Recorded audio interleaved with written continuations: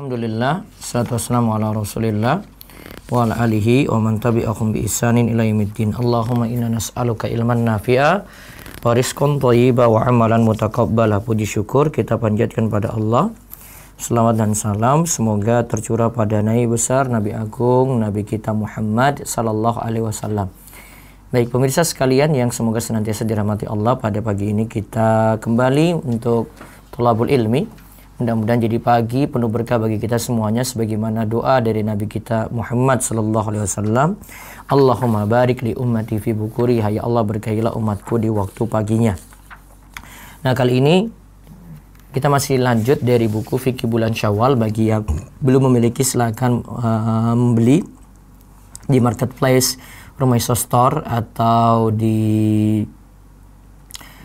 Ruwaifi Store di 0852 00 171 222 0852 00 171 222. Lantas bisa juga memesan lewat reseller dan agen kami yang ada di berbagai kota biar mengurangi ongkos kirim, ya, agar tidak terlalu mahal dalam ongkos kirim. Sudah ada beberapa reseller dan agen, dan bisa juga mencari buku-buku yang lainnya di reseller dan agen tersebut, dan lihat infonya di Instagram ruwaifi.store atau di rumaiso.store. Baik, tentang kodok puasa, kita masih bahas tentang kodok puasa.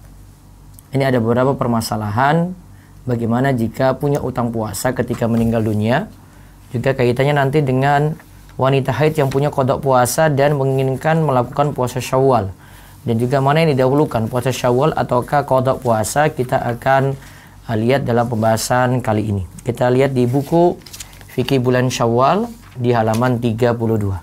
Monggo dibaca. Meninggal dunia lantas memiliki utang puasa. Dari Aisyah radhiyallahu anha, Nabi sallallahu alaihi wasallam bersabda, Man mata wa alaihi siyamun shoma anhu waliyuhu. Barang siapa yang meninggal dunia lantas masih memiliki utang puasa, maka keluarga dekatnya, walau bukan ahli waris, yang memuasakan dirinya. Ya, barang siapa meninggal dunia lantas memiliki utang puasa, maka keluarga dekatnya, walaupun situ bukan ahli waris, nanti dia yang akan memuasakan dirinya. Artinya utang ini dibawa meninggal dunia, masih ada utang, dia lupa untuk membayarnya atau luput untuk membayarnya. Beda kalau tidak sanggup membayar, ya, karena mungkin keburu meninggal dunia tidak sanggup membayarnya. Padahal ada waktu. Padahal di situ tidak ada waktu, tidak ada kesempatan. Ini beda. Nanti ada penjelasan dari Imam Nawawi dan ulama yang lainnya. Yang jelas yang dimaksudkan sini, kalau punya utang puasa, punya kemampuan untuk bayar, ada waktu, tidak ada uzur, ya, lantas dibawa sampai meninggal dunia, utang puasa tadi masih ada, maka hendaklah ahli waris atau keluarga dekat, bisa juga bukan ahli waris, keluarga dekat ini, itu yang nanti memuasakan dirinya, artinya membayar utang puasanya. Kita lihat juga hadis. Begitu pula hadis dari Ibnu Abbas radhiyallahu anhuma, ia berkata, ada seseorang pernah menemui Rasulullah sallallahu alaihi wasallam, lantas ia berkata, Ya Rasulullah, inna ummi matat wa alaihi sawmu wa alaiha sawmu syahrin fa aqdihi anha. Faqala law kana ala ummika dainun akunta qadiyahu anha. Qala na'am. Qala fa'idainullahi haqqu ayyuqda. Wahai Rasulullah, sesungguhnya ibuku telah meninggal dunia dan ia masih memiliki utang puasa sebulan. Apakah aku harus membayarkan qada puasanya atas nama dirinya? Beliau lantas bersabda, seandainya ibumu memiliki utang, apakah engkau akan melunasinya? Iya, jawabnya. Beliau lalu bersabda, utang Allah lebih berhak untuk dilunasi. Nah, di sini ibunya meninggal dunia, dia masih memiliki utang puasa sebulan.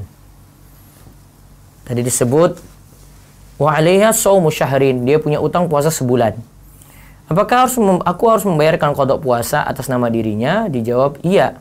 Sebagaimana kalau ibu tadi punya utang dilunasi pula, maka utang pada Allah, yaitu kewajiban pada Allah, lebih berhak untuk ditunaikan.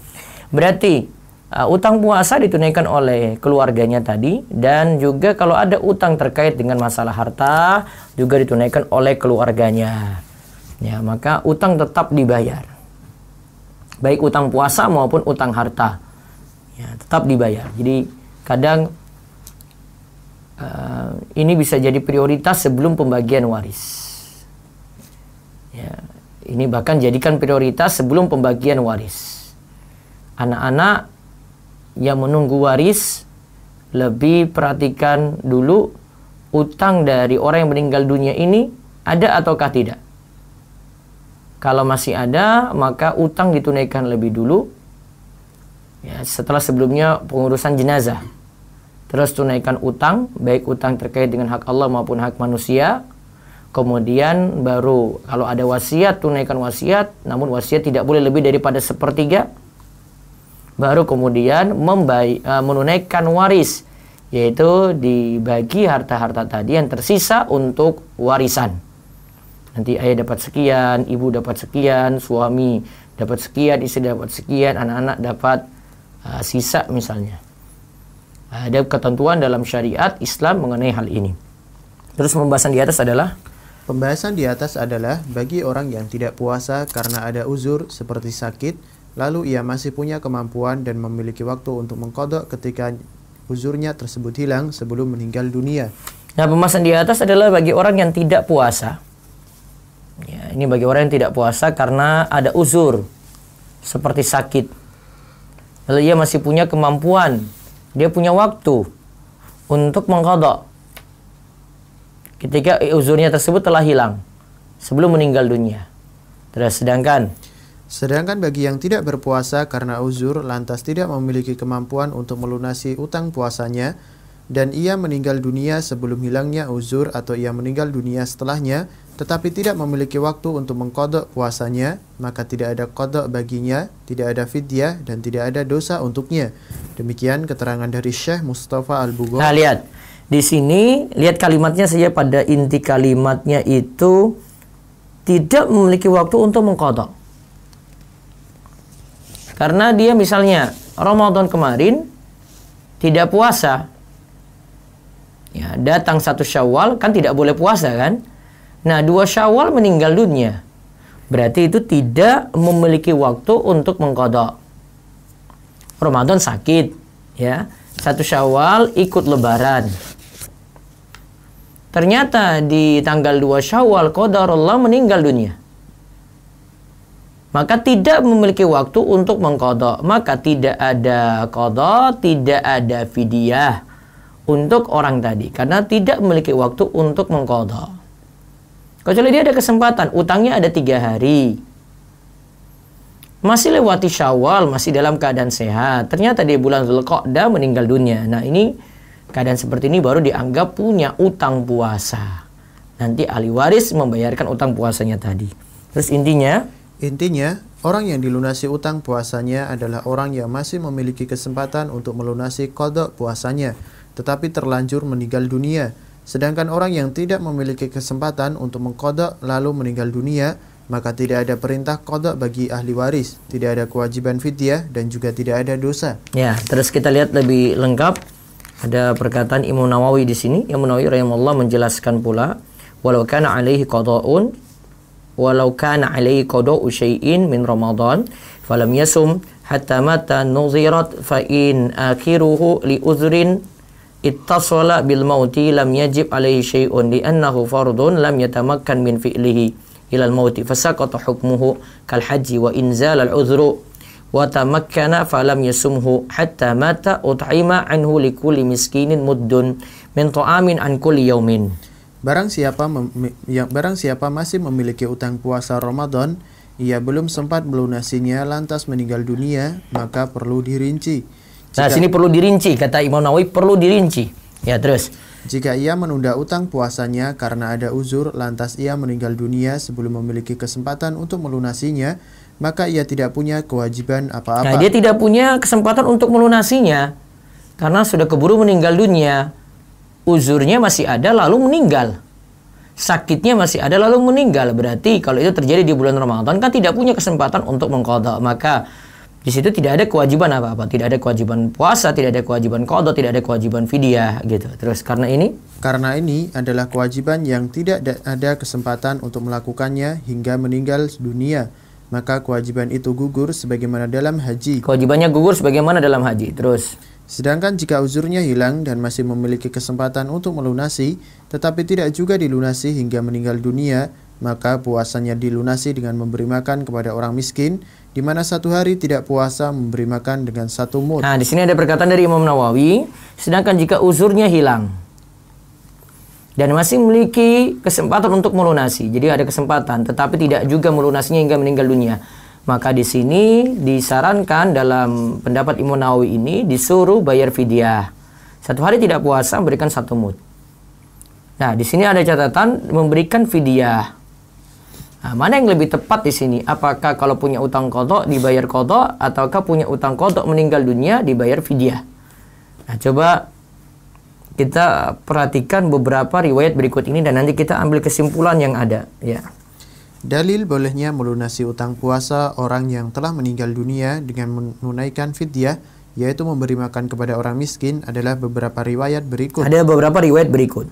An Ibni Abbasin, qala idza marida ar-rajulu fi ramadhana summa mata wa lam yasum, ud'ima anhu wa lam yakun alaihi qada'un, wa in kana alaihi nadhrun qada anhu waliyuhu. Dari Ibnu Abbas radhiyallahu anhuma, ia berkata, jika seseorang sakit di bulan Ramadan lalu ia meninggal dunia dan belum melunasi utang puasanya, maka puasanya dilunasi dengan memberi makan kepada orang miskin dan ia tidak memiliki qadha.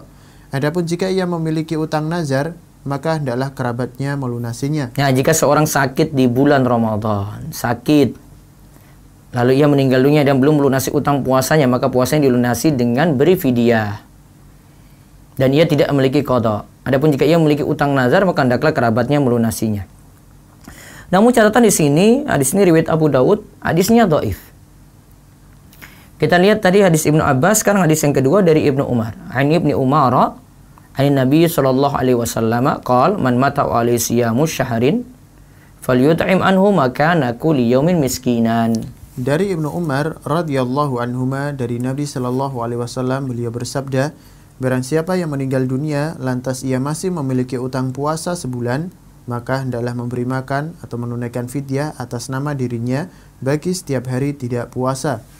Ya, hadis riwayat Tirmidzi. Dan kesimpulan Al-Hafiz Abu Thahir, hadis ini juga dhaif. Jadi kan hadisnya tadi bunyinya, siapa meninggal dunia lantas ia masih memiliki utang puasa sebulan, maka disuruh bayar fidyah atas nama dirinya bagi setiap hari tidak puasa. Tapi hadisnya juga dhaif. Jadi hadis Ibnu Abbas dan Ibnu Umar ini dhaif. Kita lihat di sini ada pendapat dari Imam Syafi'i.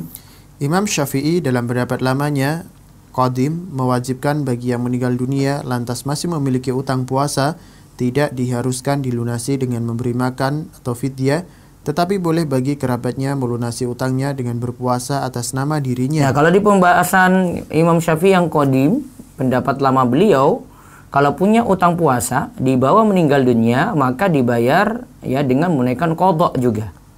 Qadha dibayar qadha. Terus bahkan pendapat inilah yang disunahkan sebagaimana dinukil dari Imam Nawawi dari Syarah Sahih Muslim.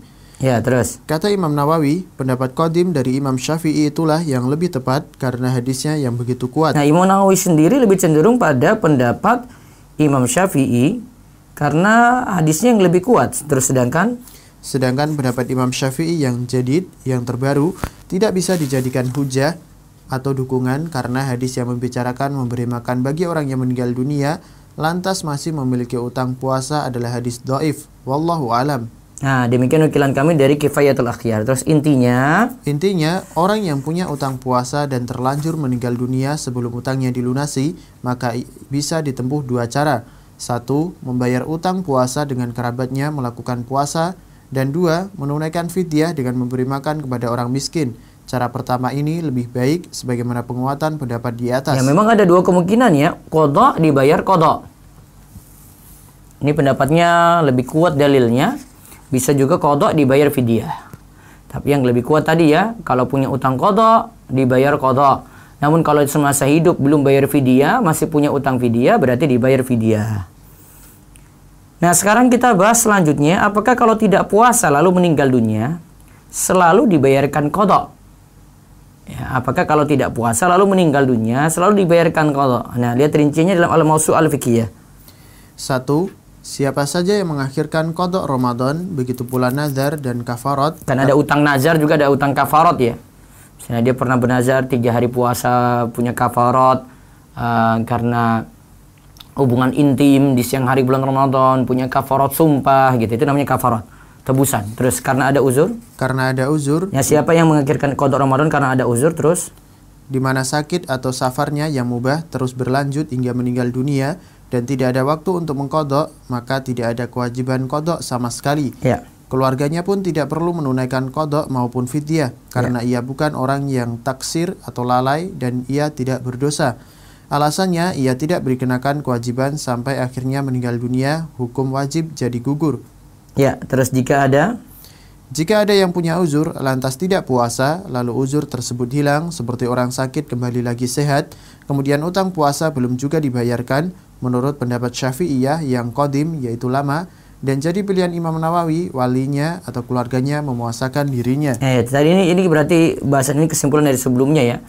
Jika masih punya uzur, qada Ramadan kok ditunda, lantas meninggal dunia, dia tidak termasuk orang yang lalai.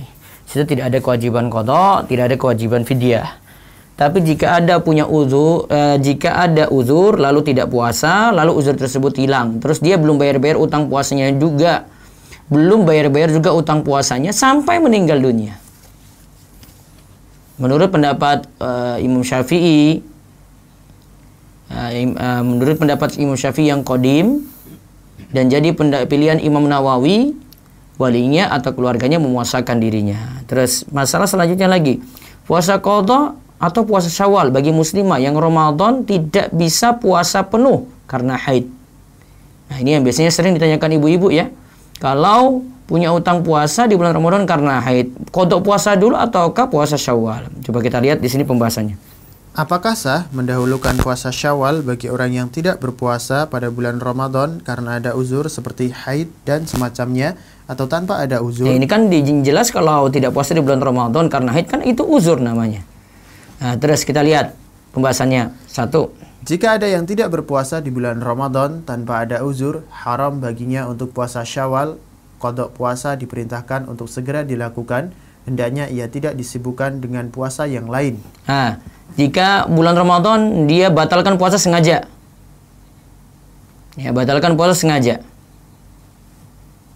Tiba-tiba dia pengen makan aja siang hari. Maka dia tidak bisa lakukan puasa Syawal sampai dia bayar qada puasa dulu. Nah, itu yang pertama ya. Sekarang yang kedua. Jika ada yang tidak berpuasa di bulan Ramadan karena ada uzur seperti haid, bersafar, sakit, dan semacamnya, dan tetap berpuasa Syawal, maka ia mendapatkan pokok pahala puasa, tetapi ia tidak mendapatkan pahala puasa sempurna setahun penuh seperti yang disebutkan. Yang baiknya dilakukan adalah berpuasa Ramadan sebelum melakukan puasa Syawal. Nabi SAW menyebutkan tentang pahala puasa Syawal dengan kalimat, siapa yang berpuasa Ramadan lalu diikutkan dengan puasa 6 hari di bulan Syawal. Jadi jika ada yang tidak berpuasa di bulan Ramadan karena ada uzur, uzurnya apa tadi? Ada haid, ada safar, ada sakit gitu. Nah, lalu dia milih, sekarang puasa Syawal aja deh. Maka kodok belum ya, dia puasa Syawal saja dulu. Maka pahala pokok puasa dapat, yaitu puasa sunnahnya dapat. Tapi tidak diberi ganjaran puasa setahun penuh. Ingat baik-baik ya, ini terutama ibu-ibu yang nanya. Silakan monggo lakukan, namun tidak dapat puasa setahun penuh. Terus yang ketiga, jika wanita yang mengalami haid di bulan Ramadan tetapi melakukan puasa Syawal tetap melakukan puasa Syawal dahulu sebelum qada puasa, ia hanya mendapatkan pokok pahala puasa tetapi tidak mendapatkan pahala puasa setahun penuh. Hal ini juga berlaku bagi yang punya uzur lainnya di bulan Ramadan. Nah, jika punya uzur tadi ya, jika wanita yang mengalami haid di bulan Ramadan tetap melakukan puasa Syawal dahulu sebelum qada, ia hanya mendapatkan pokok pahala puasa. Ya, pokok pahala puasa, tetapi tidak mendapatkan pahala puasa setahun penuh. Hal ini juga berlaku bagi yang punya uzur lainnya di bulan Ramadan. Coba kita lihat perkataan dari Al-Alama Abu Zur'a Al-Iraqi rahimahullah berkata, yahsul aslu sunnati shaum wa illam yahsul as-thawab al-mazkur. litarattubihi fil khabari ala siyami Ramadan wa in afthara Ramadan ta'addiyan harum alaihi shaumuha. Bagi yang mendahulukan puasa Syawal dari qada puasa, ia akan mendapatkan pahala pokok sunnah puasa walaupun tidak mendapatkan pahala sempurna setahun penuh, karena hadis menyebutkan mesti mendahulukan puasa Ramadan. Namun jika qada puasa karena tidak berpuasa tanpa uzur, maka haram baginya berpuasa Syawal. Nah, yang kalimat terakhirnya seperti yang tadi kita contohkan, di bulan Ramadan dia batalkan puasa sengaja, maka dia tidak bisa lakukan puasa Syawal. Dia tetap harus qada dulu baru kemudian puasa Syawal. Lalu masalah terakhir tentang qada puasa. Apakah sah menggabungkan niat puasa qada Ramadan? Qada ya berarti ya. Qada digabungkan dengan puasa 6 hari di bulan Syawal. Dalam hal ini dibedakan antara sahnya ibadah dan konsekuensi pahala. Sahnya ibadah dan konsekuensi pahala. Ya, pertama. Dari sisi sahnya ibadah, siapa yang berpuasa dengan dua niatan, maka puasanya sah. Ia mendapatkan pahala pokok puasa. Dari sisi sahnya ibadah ya. Siapa yang berpuasa dengan dua niatan, maka puasanya sah. Ia mendapatkan pahala pokok puasa. Ya, dia dikatakan berpuasa. Ya, jadi niatan qada dan niatan puasa 6 hari bulan Syawal. Namun, itu tadi dari sisi sahnya ya, sah. Namun yang kedua, dari sisi pahala, ia tidak mendapatkan pahala puasa Syawal setahun penuh berpuasa karena Nabi Shallallahu Alaihi Wasallam menyaratkan berpuasa Ramadan dulu lalu berpuasa Syawal. Nah, namun kalau dia gabungkan seperti itu, dia tidak mendapatkan pahala setahun penuh. Ya, dia tidak mendapatkan pahala setahun penuh. Karena untuk mendapatkan pahala setahun penuh, yang dilakukan adalah puasa Ramadan dulu, lalu puasa Syawal. Terus dalam mazhab Syafi'i? Dalam mazhab Syafi'i, menggabungkan dua niat ada beberapa bentuk sebagai berikut. Nah, ada beberapa bentuk sebagai berikut. Bentuk pertama, menggabungkan dua niat, yakni niat qada dan niat puasa 6 hari Syawal. Maka pahala qada dan pahala sunnah 6 hari Syawal tetap dapat. Demikian ada kesamaan antara pendapat Ar-Ramli dan Al-Haytami. Berarti kalau dua niat sekaligus, qada dan puasa 6 hari bulan Syawal, tetap dapat di sini ya. Tetap dapat pahalanya. Ini bentuk pertama, menggabungkan dua niat sekaligus. Maka pahalanya saja dapat. Tapi ini pendapat Ar-Ramli dan Al-Haytami.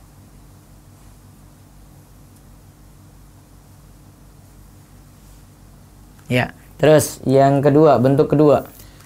Hanya berniat qada, sedangkan puasa Syawal diniatkan untuk ditunda setelah qada, maka pahala yang diperoleh hanya qada saja. Sedangkan pahala puasa 6 hari di bulan Syawal tidak didapatkan. Dalam hal ini, Al-Haytami dan Ar-Ramli bersepakat. Nah, kalau di sini berniat qada, sedangkan puasa Syawal diniatkan untuk ditunda setelah qada, maka pahala yang diperoleh hanya qada saja. Tapi kalau pendapat yang pertama tadi ya, gabung niat qada dan niat puasa 6 hari di bulan Syawal, pahalanya tetap dapat. Tapi di situ tidak dibahas pahala puasa setahun penuh. Ya, yang bentuk kedua itu berniat qada dulu, baru kemudian puasa Syawal. Ya, maka ya kalau di qada dulu ya cuma dapat pahala qada saja. Nanti puasa 6 hari di bulan Syawal dia dapat pahala tersendiri. Terus bentuk ketiga, hanya berniat qada tetapi tidak berniat puasa Syawal setelah qada, maka pahala yang diperoleh adalah pahala qada dan mendapatkan pahala puasa sunnah 6 hari Syawal sebagai jaminan. Nah, lihat, domnan. Hanya berniat qada saja. Hanya berniat qada ini ya. Ini poin ini bagus sekali nih, perlu diperhatikan. Cuma berniat qada. Tapi tidak berniat puasa Syawal setelah qada tadi. Ya karena mungkin waktunya mepet juga ya. Maka dia sudah dapat pahala puasa 6 hari Syawal tadi sebagai domnan, jaminan. Tapi bukan dia lakukan, tapi sudah dapat jaminan. Artinya kalau dia mau lakukan, dapat pahala puasa setahun penuh. Terus karena maksudnya? Karena maksudnya adalah menyibukkan diri dengan puasa pada bulan Syawal. Al-Haytami menyatakan untuk bentuk ini, ia hanya mendapatkan pahala qada sebagaimana yang diniatkan. Ya paling memang qada saja. Karena dia tidak lakukan puasa Syawal, tapi dia sudah dapat jaminan. Coba lakukan puasa Syawal, pasti dapat pahala puasa setahun penuh. Kesimpulannya, siapa yang menginginkan pahala sempurna seperti puasa setahun penuh, hendaklah ia mendahulukan menunaikan qada puasa dari puasa Syawal. Jadi bayar qada dulu, baru kemudian puasa Syawal. Adapun menggabungkan niat puasa Syawal dan niat qada atau mendahulukan puasa Syawal dari qada, puasanya sah, tetapi pahala sempurna puasa setahun penuh tidaklah diperoleh. Jika ingin mendapatkan pahala puasa setahun penuh, lakukanlah qada puasa lalu diikuti puasa 6 hari di bulan Syawal. Jadi sekali lagi, kalau ingin dapat pahala puasa setahun penuh, lakukanlah qada puasa dulu untuk bulan yang kemarin, ya, di bulan Ramadan. Baru kemudian diikuti dengan puasa 6 hari di bulan Syawal. Mungkin ada yang bertanya lagi, Ustaz, saya masih punya utang yang dulu-dulu. Nah, coba perampungkan dulu Ramadan yang baru saja ini. Baru nanti puasa 6 hari di bulan Syawal. Nanti setelah itu baru qada puasa yang dulu-dulu. Jadi kesimpulannya tadi ya, dalam mazhab Syafi'i menggabungkan niat untuk qada puasa dan 6 hari di bulan Syawal. Yang pertama tadi menggabungkan dua niat, pahalanya dapat, tetapi tidak dapat pahala puasa tahun penuh, kan sebagai keterangan sebelumnya. Kemudian bentuk kedua, hanya berniat qada saja. Setelah qada rampung dia puasa Syawal. Berarti nanti qada dapat pahala puasanya. Nanti kalau akan puasa Syawal berarti dapat pahala setahun penuh. Bentuk yang ketiga itu hanya berniat qada saja. Puasa Syawal tidak dilakukan, maka puasa Syawal itu sudah jadi domnan. Jadi jaminan. Kalau dia lakukan puasa Syawal lebih bagus lagi. Jadi kalau kita lihat tiga bentuk ini, ternyata semuanya ada qada di situ. Baru kemudian puasa 6 hari di bulan Syawal. Maka kesimpulan yang bagus adalah tetap bayar qada puasa Ramadan dulu. Ya, baru kemudian ikutkan dengan puasa 6 hari di bulan Syawal. Nantinya mendapatkan pahala apa? Pahala puasa setahun penuh. Man shoma Ramadan summa atba'ahu sittan min Syawal kana kasiyamid dahri. Siapa berpuasa Ramadan lantas diikutkan dengan puasa 6 hari di bulan Syawal, maka dia seperti berpuasa setahun penuh. Semoga jadi ilmu yang manfaat. Insyaallah besok Sabtu tetap ada ya. Saya lanjutkan tentang fidyah. Namun fidyah ini sepertinya tidak bisa tuntas untuk besok Sabtu. Ya, nanti kita lihat Ahad kalau bisa biar rampung. Nanti mulai Senin kita bahas buku yang baru, yaitu yaitu nanti tentang tafsir Jalalain 4 surat. Ya, mudah-mudahan dalam sebulan ya semua bisa memahami Al-Fatihah, Al-Ikhlas, Al-Falaq, An-Nas dengan baik. Ya, demikian kita cukupkan. Silahkan jika ingin bertanya, nanti bisa dari Zoom juga ya. Atau ada yang mau telepon langsung di telepon radio DS. Bisa juga di radio DS, ada di layar YouTube ya. Bisa dicek di layar YouTube. Ada di situ untuk nomor telepon di 0812 281 851 31 0812 281 851 31. Baik. Selanjutnya kita buka chat terlebih dahulu untuk bertanya, monggo. Di Zoom Khobar Islam Academy, monggo. Baik Ustadz, Ana bacakan pertanyaan lewat chat terlebih dahulu. Ya. Bismillah, afwan Ustadz mau bertanya.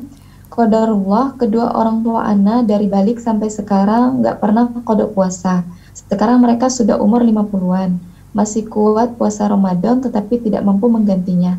Apakah Ana harus membayar fidyah mereka dari dulu sampai sekarang? Dan apakah boleh Ana membayarnya tanpa sepengetahuan mereka?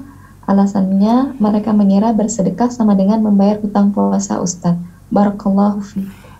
Itu kan mampu tadi puasa, maka tidak bisa fidyah, Bu. Itu tidak bisa fidyah. Fidyah itu ada kalau nanti kita akan lihat di pembahasan besok pagi ya. Fidyah itu ada kalau tidak bisa menunaikan puasa secara permanen, terus-menerus memang tidak bisa puasa. Atau kemarin karena puasanya itu dia tidak bisa puasa karena orang lain, seperti wanita hamil menyusui karena bayinya.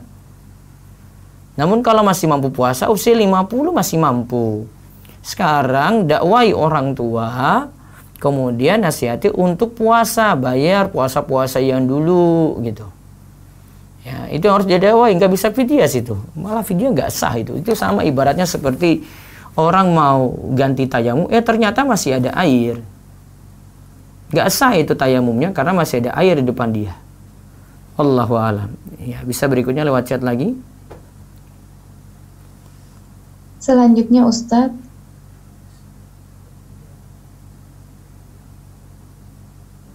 Bismillah, semoga Ustadz selalu dalam penjagaan Allah Subhanahu wa Ta'ala. Ustadz, bolehkah mengkodok puasa mulai hari Sabtu atau hari Ahad? Dan apakah harus beriringan dengan hari selanjutnya? Tidak, itu untuk hadis yang melarang berpuasa sendirian tadi pada hari Sabtu atau hari Jumat gitu ya. Harus diikuti sebelum atau sudahnya ya. Itu berkaitan dengan puasa sunnah. Tapi kalau puasa qadha, dia tunaikan hari apapun semampu dia, monggo. Itu bisa ditunaikan. Misalnya dia pilih hari Jumat saja. Ya, pas luangnya Jumat saja, boleh. Atau luangnya Sabtu saja, boleh. Karena punya sebab nih, karena qadha itu tidak bisa ditunda-tunda kan. Kita sudah bahas sebelumnya ya. Lebih cepat, lebih baik gitu. Kalau memang peluangnya di hari Jumat, hari Sabtu, hari Ahad, boleh dilakukan qadha puasa di hari-hari tersebut. Ya, berikutnya lagi silakan. Ustadz, tahun lalu saya sudah membayar fidyah. Namun karena hutang puasa terlalu banyak, maka qadha puasanya belum selesai. Apakah tahun ini wajib bayar fidyah lagi Ustadz? Tidak. Kalau punya uzur ya, kalau punya uzur tidak ya. Karena mungkin ada belum punya waktu untuk bayar, dia masih tunda lagi. Misalnya ini karena wanita hamil menyusui ya, masih belum kuat, ya dia tunda dulu. Ketika kuat dia bayar qadha saja. Ya, dia tunaikan qadha bisa. Kalau mungkin terlalu banyak, tadi disebut terlalu banyak qadhanya, bisa pakai strategi Senin Kemis. Ya, puasa Senin Kemis tapi niatan pokoknya qadha puasa. Mudah-mudahan karena pas dengan hari Senin Kemis dia dapat keutamaan hari tersebut. Tapi tetap niatan pokoknya adalah puasa qadha. Baik, di chat lagi silakan. Baik Ustadz, Afwan mau bertanya, jika ada orang tua tidak puasa Ramadan karena malas tanpa uzur, kemudian meninggal di akhir Ramadan, apakah keluarganya harus mengqadha Ustadz? Tidak. Karena dia tidak ada keinginan untuk puasa di situ ya, nggak punya utang itu namanya. Saran saya kalau seperti itu dan ini orang tua belum punya kesadaran ketika hidupnya, banyak buat amal soleh untuk orang tua seperti sedekah, kasih wakaf, amal jariah gitu ya. Karena orang tua belum punya kesadaran. Baik, sebentar saya ada pertanyaan beberapa di YouTube. Ini ada yang tadi menarik.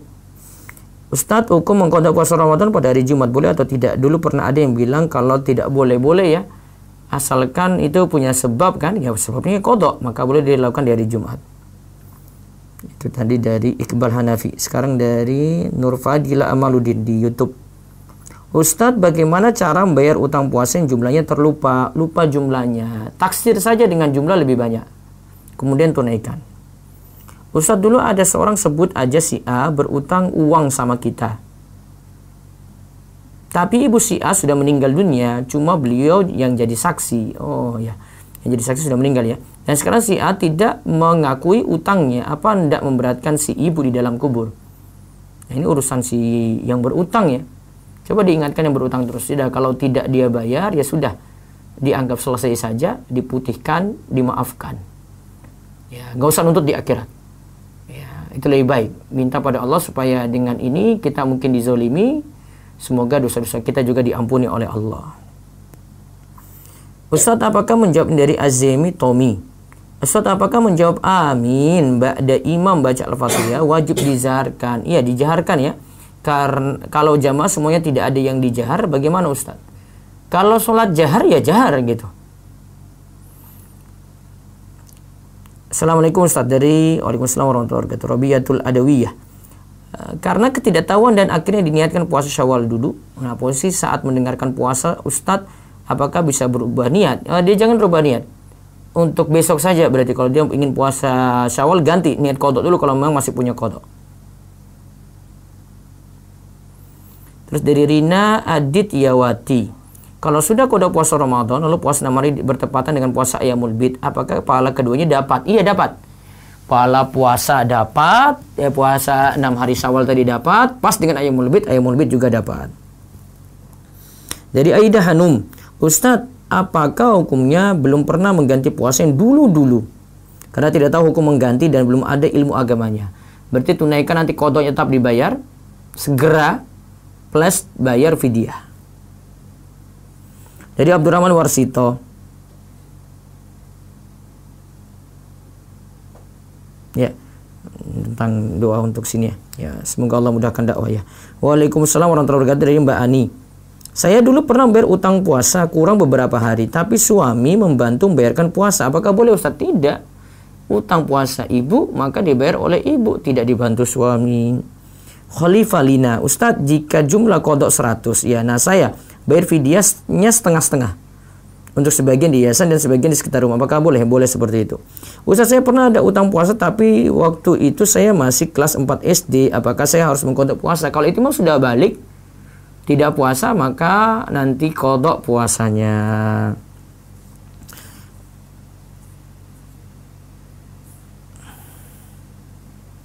Saya masih tunggu yang di Instagram ya, sebentar di Facebook.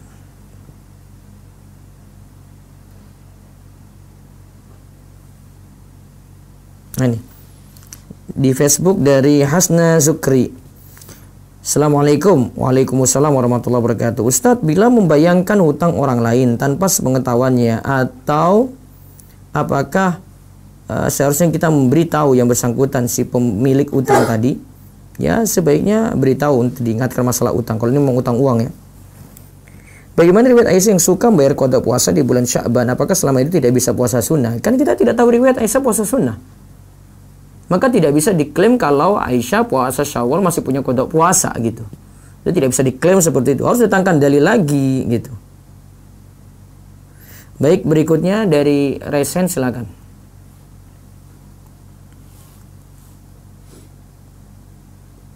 Dari Resen di Zoom, monggo. Tayyib, Ustadz, waktu Fulana, silakan dibuka mic-nya. Assalamualaikum Pak Ustadz. Ya, waalaikumsalam warahmatullahi wabarakatuh. Afwan, izin bertanya di luar tema Pak Ustadz. Ya, silakan. Bagaimana menurut Pak Ustadz jika seorang anak yang sudah dewasa meninggalkan ibu yang sedang sakit dan adiknya yang masih kecil untuk menuntut ilmu jauh ke suatu daerah yang kita belum survei atau mengetahui apa benar pesantren tersebut sunnah atau salah? Karena banyak kejadian di daerah-daerah tertentu, pesantren-pesantren Syiah atau ISIS yang mengajak anak-anak muda dijadikan pengantin untuk bom bunuh diri. Sedangkan di daerah tersebut tidak ada saudara untuk bisa dihubungi, Pak Ustadz. Makanya kalau mau ke daerah itu tanya rekomendasi Ustadz dulu. Tanya ke ustadz-ustadz yang ibu percayai, pesantren ini bagaimana, jangan langsung datangi ibu. Apakah anak harus mengikuti anak-anak ke daerah tersebut untuk mengetahui? Enggak, harus ibu yang kendalikan, nggak bisa terserah anak. Ya, karena anak-anak sudah mendapatkan beasiswa di pesantren tersebut. Ya harus cari ini dulu Bu. Minta saran, masukan dari ustadz-ustadz yang ibu kenal, yang ibu percayai. Cocok gak anak saya di situ? Daripada ibu korbankan akidah nanti Bu, rugi nanti, walaupun gratis. Justru itu Pak Ustadz, ini anak-anak sudah seperti apa ya? Sudah tekad bulan dan sudah membeli tiket. Ibu orang tua punya hak untuk mencegah dan memberikan saran. Kalau saya bukan orang tua Bu, bukan orang tua dari anak ibu, saya cuma berikan saran. Ibu lebih punya otoritas di situ. Jadi saran saya pokoknya minta saran dulu ke ustadz-ustadz setempat yang ibu kenal ya tentang pesantren tersebut, baru ibu masukkan. Daripada sudah masuk walaupun sekolah gratis, walaupun sekarang sudah punya tekad, keluar-keluar jadi teroris Bu. Itu anak takutkan begitu. Makanya iya karena ibu takutkan, jangan langsung iyakan Bu. Ibu sudah takut, kok mau iyakan?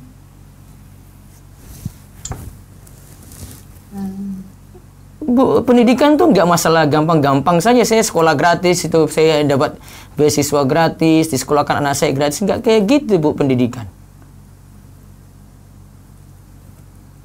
Baik, Mikir-mikir ke depan gitu.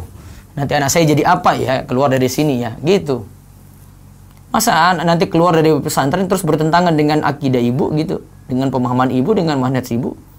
Di rumah gontok-gontokan terus. Mau kayak gitu, Bu? Ya, tapi anak-anak menyarankan untuk menghubungi admin tempat dia mau pesantren tersebut. Pak Ustadz, bagaimana? Jangan ke Ustadz dulu. Sesuai saran saya, ke Ustadz dulu, Bu. Sekolah itu bisa mengklaim dia itu yang paling baik, paling bagus, akidah paling lurus. Oh iya, iya Pak Ustadz. Boleh tanya satu lagi Pak Ustadz? Iya. Apaan kalau boleh anak tanya, pesantren Manar Al-Ilmi itu termasuk pesantren salaf bukan Pak Ustadz? Di mana itu, Bu? Di Klaten Pak Ustadz. Siapa? Lihat di situ susunan pengurusnya, Ustadz siapa?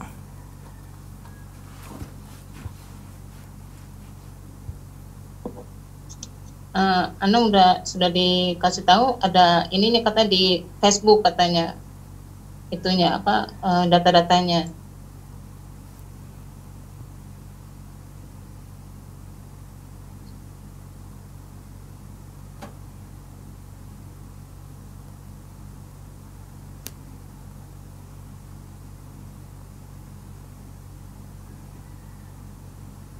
Ibu tinggal di mana?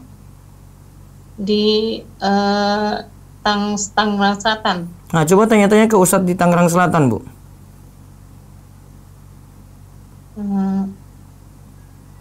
Saya belum dapat info valid. Mungkin saya yang kurang nih, Bu. Manar Al-Ilmi. Ya, saya sudah dapat sini, tapi Yang di Klaten Pak Ustadz. ya kalau di Facebook ini nggak bisa dibuka kecuali diikuti ini.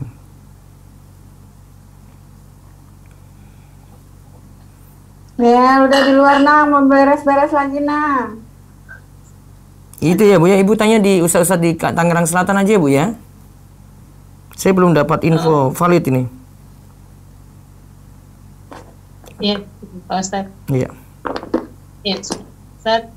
Jazakallah khairan, barakallahu fiik. Ya, Kum. Assalamualaikum warahmatullahi wabarakatuh. Waalaikumsalam warahmatullahi wabarakatuh. Nanti saya tanyakan ke ustadz-ustadz yang lainnya, tapi nanti tunggu infonya, Bu. Baik, berikutnya. Silakan, Bu. Bu Ubay, silakan dibuka mic-nya. Assalamualaikum Ustaz.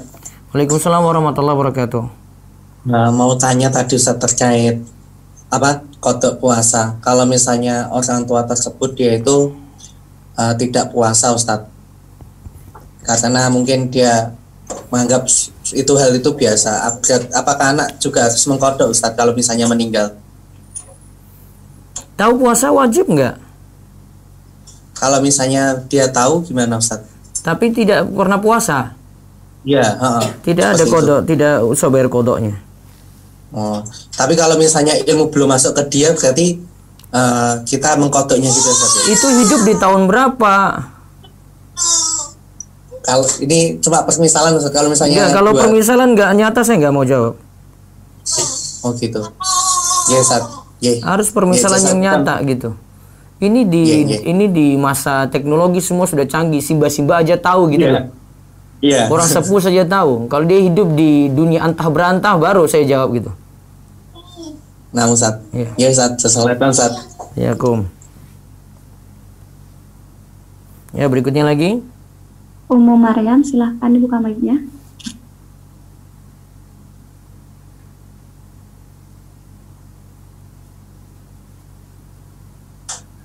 Ummu Maryam. Bismillah, Assalamualaikum Ustadz. Ya, waalaikumsalam warahmatullahi wabarakatuh. Silakan. Ustadz, Silakan,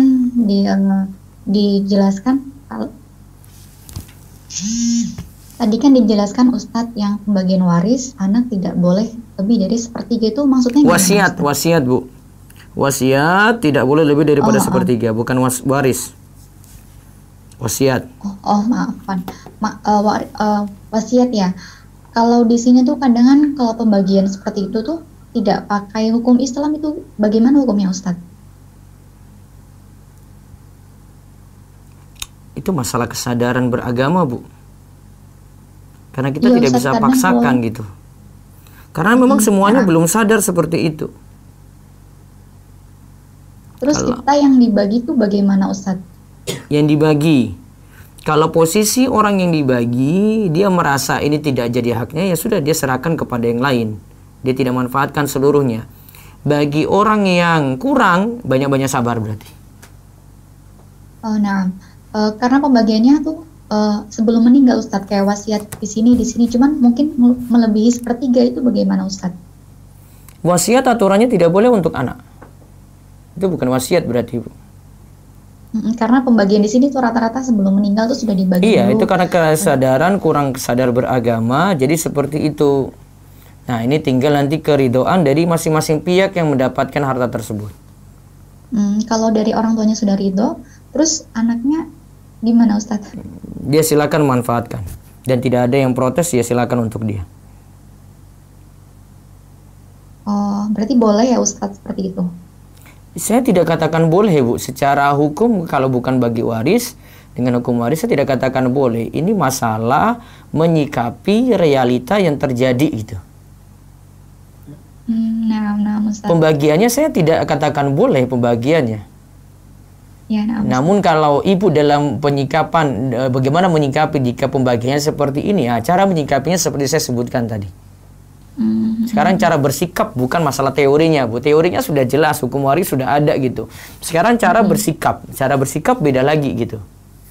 Karena kalau ibu tetap misalnya ibu sudah paham nih hukum warisnya, terus nuntut, pokoknya baginya seperti ini ya. Kalau enggak saya enggak ridhoi, Bu. Itu enggak akan pernah rampung masalah, dan itu cuma masalah duit saja, masalah perut saja, enggak akan pernah rampung sampai mati, Bu. Hatta zurtumul maqabir. Namanya harta itu orang enggak akan pernah puas sampai mati itu. Maka mau amannya ya sudah rampung, sudah. Saya memang dapat kurang pas, ya sudah, saya ridhoi, saya udahlah. Sabar-sabar untuk ini aja deh. Nah, Ustadz, jazakallah khairan Ustadz. Assalamualaikum. Waalaikumsalam warahmatullahi wabarakatuh. Tadi yang tanya tentang pesantren Manarul Ilmi, saya kalau lihat dari postingannya di Instagram itu tidak ada problem ya. Tapi nanti pastikan dengan ini ya, dengan ustadz-ustadz yang ibu kenal dulu. Tapi saya bisa rekomendasikan itu. Wallahu a'lam. Tapi karena lihat dari postingannya. Baik, berikutnya lagi silakan.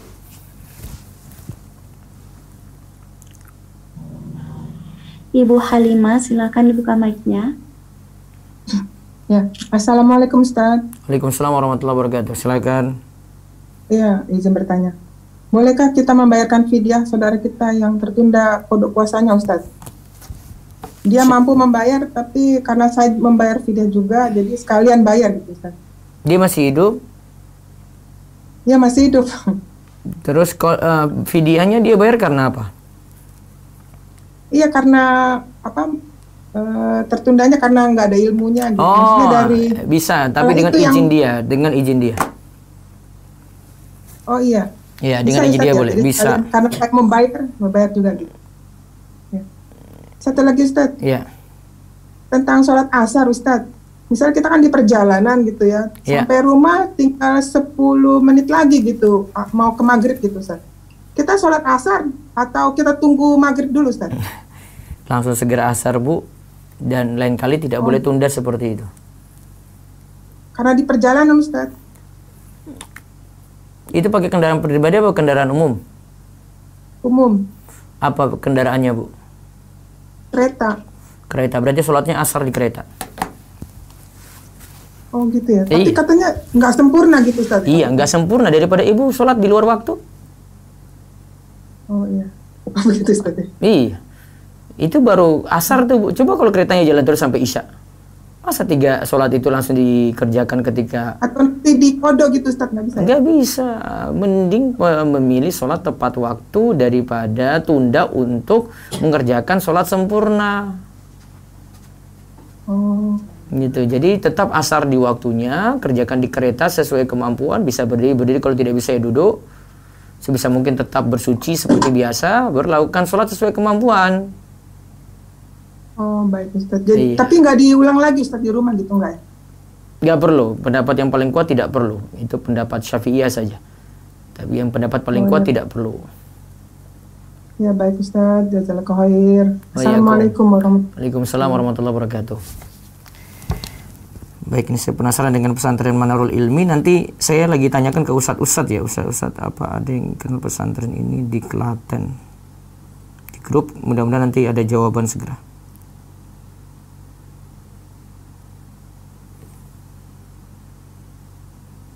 Ya baik, berikutnya Ummu Aisyah, silahkan dibuka mic-nya. Ummu Aisyah, silahkan dibuka mic-nya. Assalamualaikum warahmatullahi wabarakatuh. Ya, waalaikumsalam warahmatullahi wabarakatuh. Ustadz mau tanya dua, boleh? Ya, silakan. Itu tadi yang mengkode puasa itu berlaku buat bapak ibu kandung aja atau kalau kakak adik boleh Ustadz? Kakak adik boleh. Baik. Terus yang kedua, kalau misal kita pas baca zikir pagi gitu ngantuk ternyata itu jumlahnya kelebihan atau kurang kayak gitu. Gak apa-apa. Kalau kurang ya nambah. Kalau yakin kurang nambah. Kalau kelebihan gak apa-apa. Oh ya, berarti misalnya lebih dari 100 gitu nggak masalah ya Ustadz? Gak apa-apa. Iya. Baik Ustadz, itu aja. Syukran. Jazakallah khairan. Waalaikumsalam. Ya, berikutnya lagi.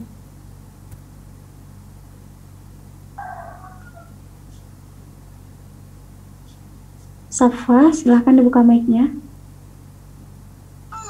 Assalamualaikum warahmatullahi wabarakatuh. Waalaikumsalam warahmatullahi wabarakatuh. Ingin bertanya Ustadz, yang pertama, jadi ada pesantren yang Anda juga mau masukin ke pesantren, cuma yang bermanhaj akidah lurus itu di sini jarang ya Ustadz ya. Di daerah mana?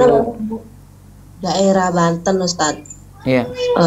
Anda baru nanya ke Ustadz di sini, Ustadz Al-Sunnah ada 2, cuma orang tuanya tidak mampu Ustadz untuk ke situ. Jadi mampunya ke pesantren modern yang istilahnya di situ banyak yang musik gitu, kayak olahraga pakai musik, terus diajarin joget-joget atau misalkan tarian-tarian apa gitu. Nah, sedangkan di pesantren yang menurut ajaran Ahlus Sunnahnya itu biayanya gak mahal, tuh solusinya gimana ya Ustadz ya? Terus yang kedua mau nanya juga, kalau untuk bayi baru lahir itu perlakuannya gimana Ustadz? Dari baru lahir sampai akikah sampai sunat itu seperti apa yang benar gitu Ustadz? Misalkan mau cukuran nih, kasih nama akikah itu ada apa namanya tata cara yang benar tuh seperti apa gitu menurut Ahlus Sunnah yang benar gitu. Saya takutnya salah ya, kalau di kampung kan banyak tradisi-tradisi yang aneh-aneh gitu. Mohon penjelasannya Ustadz, pencerahannya supaya anak tidak salah gitu. Nanti yang kedua itu pembahasannya panjang sekali Bu, itu 5 pertemuan baru saya jawab itu. Oh gitu. Ya, secara ringkas saja, ketika lahir didoakan, terus yang kedua nanti pada hari ke-7 itu maksimal sudah ada nama, kemudian hari ke-7 diakikoi dengan menyembelih kambing, laki-laki 2 perempuan 1, kemudian pada hari ke-7 juga nanti mencukur rambut, ya gundul habis untuk laki-laki maupun perempuan. Kemudian hasil dari rambut tadi itu ditimbang, nanti disedekahkan setara dengan perak.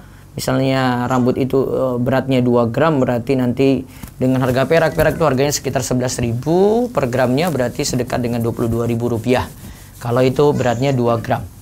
Nah setelah itu nanti ketika sunat itu kalau sudah mau menjelang balik ya, itu batas akhirnya. Terus ada pun pesan ya. Boleh ya Ustaz ya? Apa? Sunatnya masih bayi atau masih kecil boleh? Boleh, tergantung kondisi anak. Kalau akikahnya itu ada cara-cara apa? Nyembeli kambing terus dibagi-bagikan ke tangga kanan kiri. Oh, kalau di kampung gitu kan suka bikin riungan katanya gitu, bikin. Bisa ngundang orang-orang makan, bisa gitu. Oh, jadi ngundang orang makan aja atau bagi-bagi cukup. Iya, jadi gitu. bagi-bagi udah selesai ya Ustaz ya. Iya. Adapun tadi tentang pesantren, nanti bisa coba hubungi Ustadz Fakhruddin di Banten sana atau yang ada sekitar situ. Yang jelas saran saya tetap di pesantren sunnah saja, Bu. Iya, Ana sudah tanya Ustadz. Masalah kemampuan nanti cari beasiswa, minta uzur dari pihak sekolah. Ini masalahnya orang tuanya yang pasangannya yang satu keke, yang satu bertentangan gitu. Jadi pesantren biasa aja gitu. Ya, sama aja gitu. Pesantrennya cari pesantren yang bagus, terus cari beasiswa untuk itu. Oh gitu. Syukran Ustadz, jazakallahu khair Ustadz. Iya, Kum. Baik, ibu-ibu nanti dan jamaah masih ada kesempatan besok ya. Saya cukupkan dulu karena masih ada agenda lagi setelah ini. Insyaallah kita ketemu lagi ke pertemuan Sabtu dan Ahad pagi. Demikian kita cukupkan. Mudah-mudahan bahwa manfaat bagi kita semuanya. Kita tutup dengan doa kafaratul majelis. Subhanakallahumma bihamdika asyhadu alla ilaha illa anta astaghfiruka wa atubu ilaik. Assalamualaikum warahmatullahi wabarakatuh.